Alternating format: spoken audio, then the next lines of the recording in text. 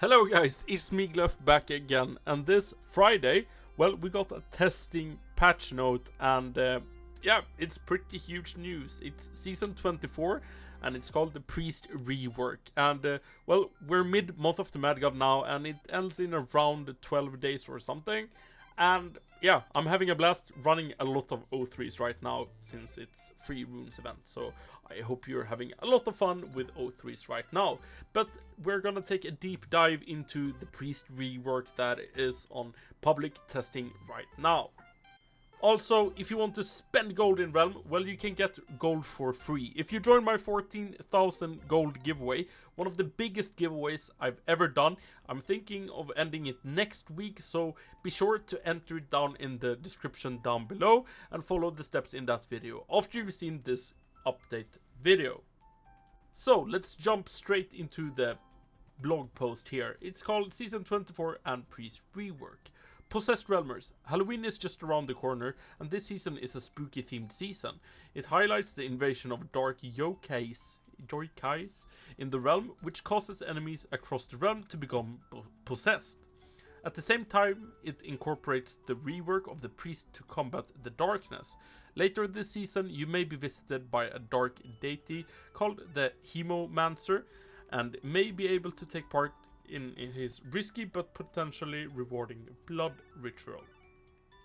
The Yokai takeover. Yoikais have begun to possess enemies across the Adept and Veteran biomes. These enemies will be engulfed in a purple flame. Defeating them to find the dark Yokai within for a chance at the Yokai Amulet UT, as well as other loot. Tomb of the Ancients, Snake Pit and Cogball Steamworks will be spawning in the Nexus for you to be able to test this. As the realm, it will also be available for you to test the event where as well. Okay, then we have the Priest Rework. Today we're unveiling the Priest Rework, bringing stat mod and other major changes to this beloved class. While Priest has long stood out for its support role and accessibility to newer players, its healing has become a crutch, especially when multiple priests stack heals to create near limitless damage mitigation. This made it nearly impossible to balance the class, as no reasonable tome nerf could address uncapped group healing without gutting priests elsewhere. By reworking its core healing ability, we can finally give Priest the tools it deserves while scaling its healing to a level we can balance around. Healing Rework. From now on, you'll notice that the Priest now has 2 healing tooltips. The first heal value is an instant burst of healing on self, allowing Priest players to continue playing with that extra safety cushion that makes the class friendly to new content. The second is a status effect applied to self and group that has a listed regeneration value in the square brackets. This healing status effect does not stack its regeneration effect, instead using only the most powerful healing effect available. This effect can be boosted with stat mod, and it's quite worth the stat investment to offer the best regeneration your builds can afford for your group. This regeneration effect system has been extended to other healing sources, such as healing mushrooms, item proc effects, and even consumables. Generally speaking, we intend to change all group healing in the game to use a rate limit system such as the new regeneration system. However, since we have a Necromancer rework in the pipeline, we're holding off on any changes to the class for now. The healing rework is a massive game-wide change that we intend to use to push the bill on further improvements to game feel and balance. With healing rate no longer a questionable unlimited value, we plan on directly addressing a lot of frustration points of the game, such as a lot of instapop type design that we had to resort to in the past to threaten players in the endgame.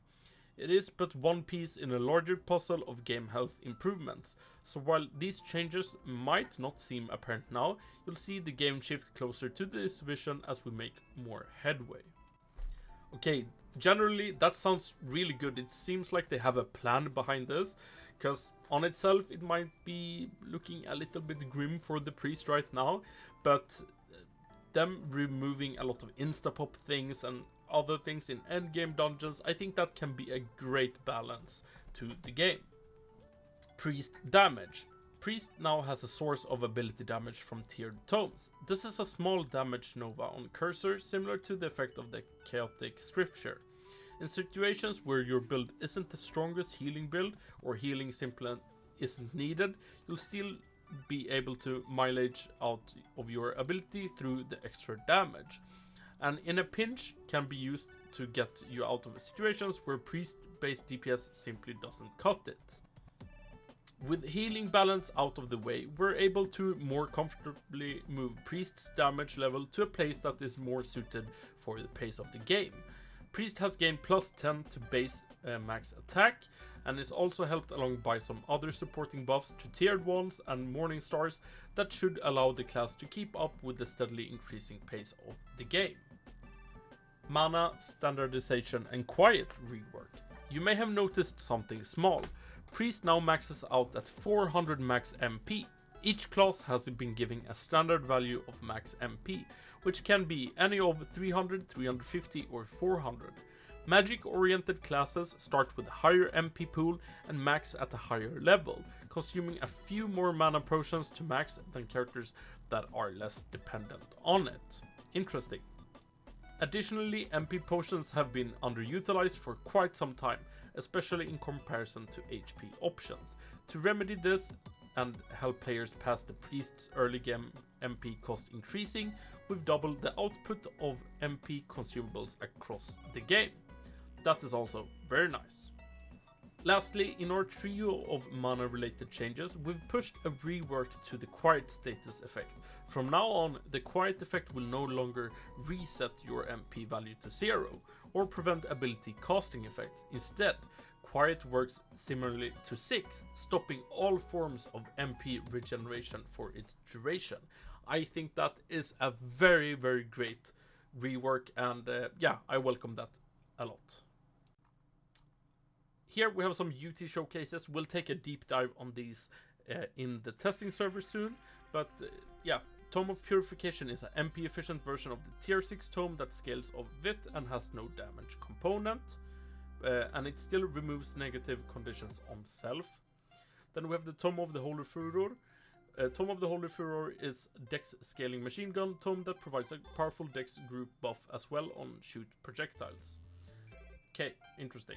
And then we have Prot. Tome of Holy Protection sheds an insta heal for armored and sheds its damage component for a new def group buff. Interesting. Okay, so here we have some base stat changes that I thought would be important to know about. 300 MP, well, that's Rogue Archer, Warrior Knight, Paladin, Trickster, Ninja, Samurai and Kensei. 350 MP is Assassin and Huntress. 400 MP is Wizard, Priest, Necromancer, Mystic, Sorcerer, Bard and Summoner. And we have a lot of weapon changes as well. Tier plus 11 wands received a plus 2.5 base DPS increase. Tier 13 got a 5.0 base DPS growth increase. Morning Stars received a major buff averaging plus 20 base DPS increase. Well, they did that right. Morning Stars is quite useless right now. Sprite 1 gains a smaller, faster amplitude. Crystal 1 now hits multiple enemies. Okay, we're getting back to the OG Crystal 1. That's interesting. Water Dragon Silk Robe changed to plus 90 instant heal and 3 seconds of 30 HP per second regen. And then we have the Beekeeper's Flamethrower received a major damage buff and gained obstacle piercing. That's also very nice. And then we have some miscellaneous changes and known issues, but we'll jump straight into the testing server. Okay, now we're on the testing server, and well, we're having a tier 6 tome here, for example. So the damage is 808. I wouldn't say the best damage, but I guess if you have 50 priests, that is quite some damage if everyone pushes their spacebar. But the MP cost on this is 200. Literally half my MP, which is kinda insane if you think about it. But as you can see here, it works like the scripture. Okay, so it does 108 damage times 2. So looking at the tooltip here, You can see the heal above there, 133 plus 48 for the Wiz mod.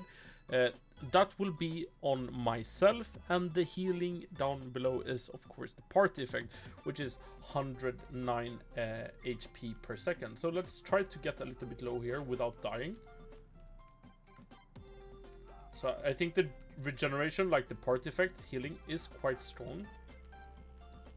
You see that I get healed a lot, so you will get less heal directly from this tome, but you will get more per second, I believe.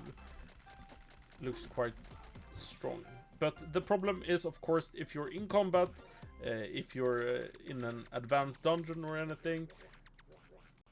But I imagine if you're in combat, this will be quite hard to use. 200 MP is quite a lot, but now you can't be quiet anymore, or you won't lose your mana, which is one of the great features of this update, is that the quiet status effect will only be like sick, so you won't be able to heal anymore, but you can still use your abilities with the MP you got left.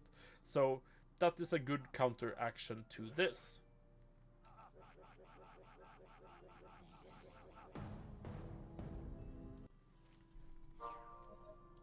So, looking here in Nexus, well, I got 150 start MP.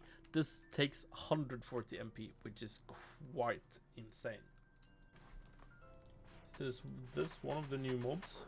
Okay, that's the new event mobs, for example. Let's try to see if we can find some more.